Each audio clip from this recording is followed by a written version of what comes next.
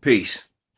So freedom isn't free, and I'm going to discuss a little bit of this and a little bit of that on this DVD on this video. Pardon me, that I'm doing right now, and after I discuss these things, I probably won't discuss it anymore on camera, because we're in a different time in a different moment at this extreme moment, you know, and in unorthodox times, it takes unorthodox approaches to change a condition and to alter a people's thought process. And you know what I'm saying? You have to give them something else to look at, something else to think about. So since we've been here as prisoners of war and understanding that we're prisoners of war, we have to know that the attainment of freedom is more than just a process. You understand? Because freedom comes with the land, it comes with the water, it comes with the resources that the land holds, and the ability to use those resources to create and empower any group of people, anybody who has access to the land, and so on and so forth. That's where the real strength and the real freedom lies. So as people are exercising their freedom against us, we're dying at tremendous rates, and we're killing ourselves also, you know what I mean, due to historical implications and things of that nature. 209 years of constant, systematic traumatization and systematic, incarceration. We have this moment right now. Fear is shredding all through our communities. The mothers are scared that their sons won't come home, and vice versa.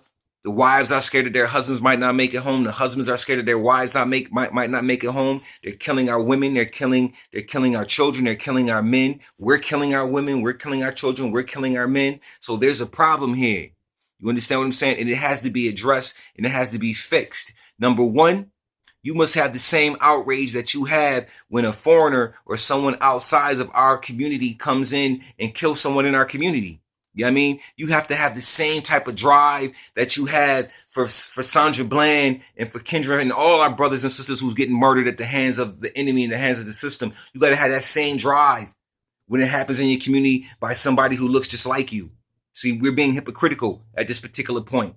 If we're going to take that stance, you take that stance all the way across the board. You see what I mean? Because it's a more powerful stance. And this is one way that we begin to free our communities. We got to put the neighbor back in the hood. Somebody removed the neighbor, and now it's just a hood.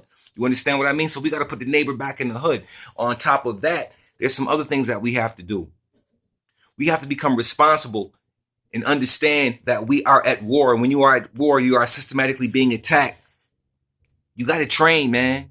A gun is not enough. Going to the firing range is not enough, because what's going to happen when you can't get to the gun? They're buying all of the bullets. All of the bullets are being bought out for the last 6-7 years. All of the bullets are being bought up. Who do you think have them? You don't. You got some bullets, but you ain't got the bullets. You understand what I'm saying? So there's got to be other ways to combat this situation in order to get freedom. You see what I mean? Because see, freedom is more than just shooting a gun. The attainment of it is more than just shooting a gun. There's thought process, you know what I'm saying, that has to take place. There's strategy that has to take place. There's organization that has to take place. There's many different pieces and aspects that have to take place in order for this to be a success. But the thing is, we can't have the cowardice. We can't have people who press this issue and talk, revolution, black power, Islam, or whatever. And then in the process of attaining what we need, you run away. You a coward. You turn your back on your people and so on and so forth. But you talk a good game. You know what I mean? I don't see I hear the rhetoric, but I don't see the action. It don't match the rhetoric. So we have a community full of actors. We have to stop acting. Either we're going to be actors, and if you're going to be an actor, then promote yourself as an actor and stay that way. If you're going to be an activist, then be an activist. I give credit and the biggest kudos in the world to the people where I come from in Syracuse, New York. I want to give a big shout out to the sister Desiree Odom, because what she's doing is a powerful thing. She's took it under her own insight, and she has marches on different sides of town, uniting the towns and uniting the people to come back into their own communities and take their community back, man. You know what I'm saying? Because that's how it has to happen. Nobody's going to come into our community and help us get it back or help us clean it up. Actually, they'll come into our communities and actually help us destroy it even more. You see what I mean? Because you got all types of operations taking place in the inner cities. You know what I'm saying? You got all types of COINTELPRO situations taking place in the inner cities. A lot of times, many of the killings, sometimes, I don't even believe that they're done by our children to our children. I believe it's a setup sometimes. I believe somebody buy in unmarked cars and wear different type of clothes that look like us and shoot and cause certain types of friction to happen. You know what I mean? Because I know the history, you know what I'm saying, of COINTELPRO. I know how in certain time periods the law enforcement used our own information against us through us. You see what I'm saying? So we have to see this. We see the same things every day with politics.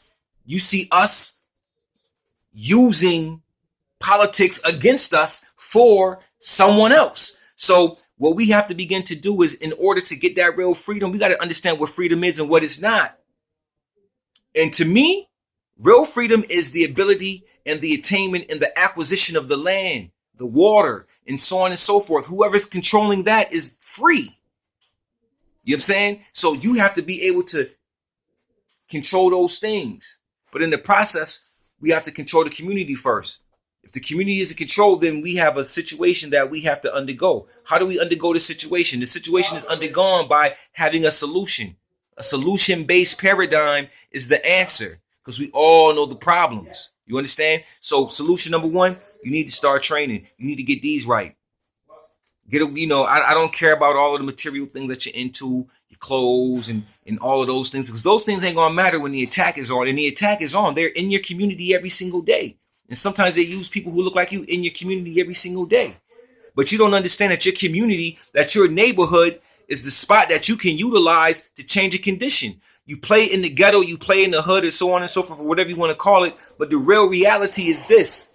Every time you walking from one block to the next block, and you taking those cuts and you going this way and you going that way, the cut is that's it.